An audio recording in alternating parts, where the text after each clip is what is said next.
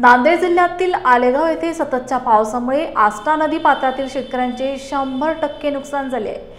अक्षरशः पिकांची धूळधाण झाली आहे।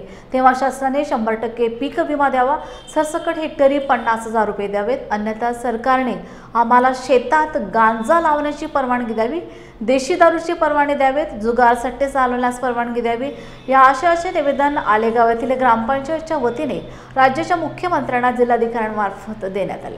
निवेदनावरील सर्व मागण्यांचा गांभीर्याने विचार करावा, अन्यथा जिल्हाधिकारी कार्यालयावर मोर्चा काढण्यात येणार असल्याचे गावकऱ्यांनी प्रसार माध्यमांशी बोलताना सांगितले।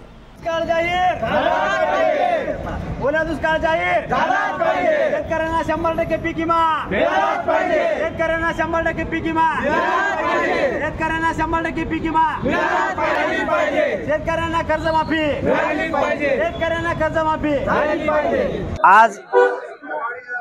आज आलेगाव तालुका जिल्हा नांदेड या ठिकाणी आपण आसना परिक्षेत्राचा पूर्ण पट्टा जर पाहिला तर त्याच्यामध्ये 100% नुकसान शासनाने 100% नुकसान पावसामुळे झालेलं आहे।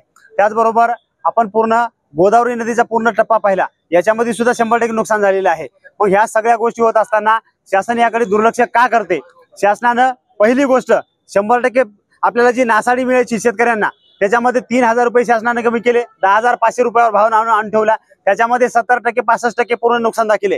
आपण आज जर पाहिलं NDRFच्या नियमानुसार पावसाची मर्यादा जर पाहिली तर आपण त्याच्या वर गेलेली आहे। मग 100% पीक विमा लागू झाला पाहिजे, 100% तुम्हाला नुकसान भरपाई मिळाली पाहिजे, शेतकऱ्यांना खरडणी मिळाली पाहिजे, शेतीपूरक सर्व साधनांची नेस्तनाबूत झालेली आहेत त्याची सुद्धा मोबदला मिळाला पाहिजे। ह्या सगळ्या गोष्टी का होत नाहीयेत? आता दृष्टिकोन जर आपण पाहिला तर शेतकऱ्यांचा पीक विमा हा 100% शेतकऱ्यांना मिळाला पाहिजे। त्याच्यामध्ये जोखीम स्तर पूर्ण नष्ट केलेला आहे। कंपनीचं भलं होण्यासाठी शासनाने प्रयत्न केलेले आहेत आणि हा शेतकऱ्यांचा हजारो कोटी शेतकऱ्यांच्या खिशामधून शासन भरती करत आहे, भरपाई शासनाची करत आहे, शासन वसूल करत आहे आणि शेतकऱ्यांना देण्याची वेळ आली तर शेतकऱ्यांना तुटपुंजी 25 85 70 80 रुपये शेतकऱ्यांना गुंठ्याला मिळतात। या सगळ्या गोष्टीचा विचार झाला पाहिजे।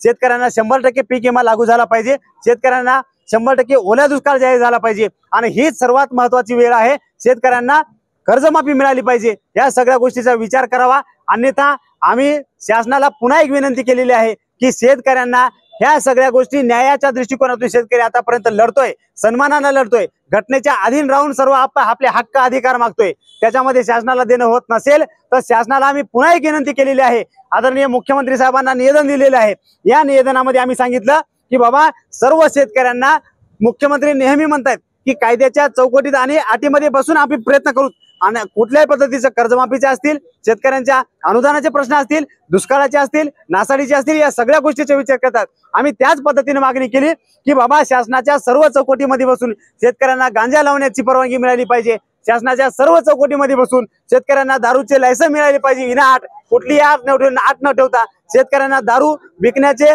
देशी दारूचे लायसन मोफत मिळाले पाहिजे। त्याचबरोबर आपण तिसरी अट शेतकऱ्यांना शासनाला आपण विनंती केलेली आहे की शेतकऱ्यांना जुगार सट्टे चालवण्याचे सुद्धा अधिकार मिळाले पाहिजे। एवढंच नव्हे तर शेतकऱ्यांना पूर्ण अवैध धंदे करण्याचे अधिकार मिळाले पाहिजे।